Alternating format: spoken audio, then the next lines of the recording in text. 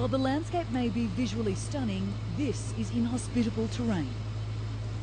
And for the team of US Special Forces in charge of Nidrab in eastern Afghanistan, this environment is brutal if not deadly, as they try to distinguish friend from foe.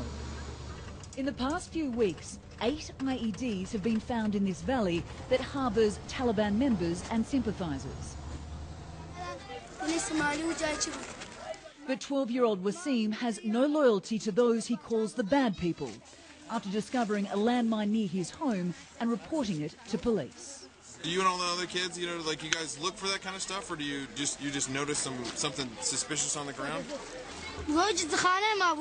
I found the IED with wires sticking out, explains Wasim to the US Special Forces, who've come to thank him and donate supplies to his school. It would have blown up my family and hurt them the way it hurt my friend. Standing beside him with a prosthetic leg, 11-year-old Parvez. I was caring for my animals when I stepped on an IED, he tells us.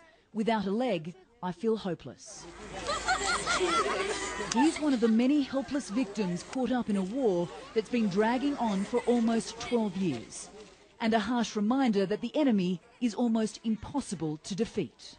Considering we've been at the school for more than an hour, the concern is that either the Taliban or insurgents have had time to plan an attack or plant an IED on this road.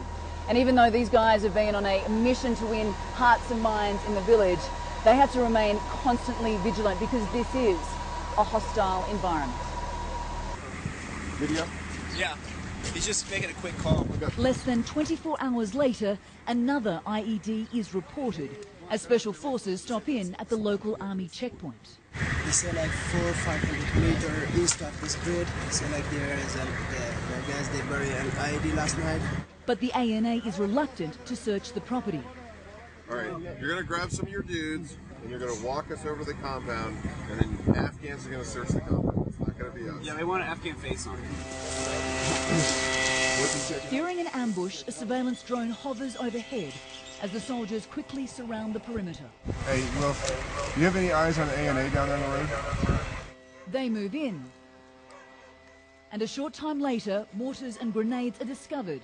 But there's still no sign of the ANA chief. You got friggin' mortars underneath the friggin' doorstep. He needs to bring his ass out here. As America's war in Afghanistan winds down, security is now in the hands of local authorities. But there are serious concerns in these insurgent areas whether they're willing to put their skills to use. US Special Forces will be the last to leave this war. It's now up to the Afghans to prove they have the heart to continue the fight. Anna Corrin, CNN, Nidrab, Eastern Afghanistan.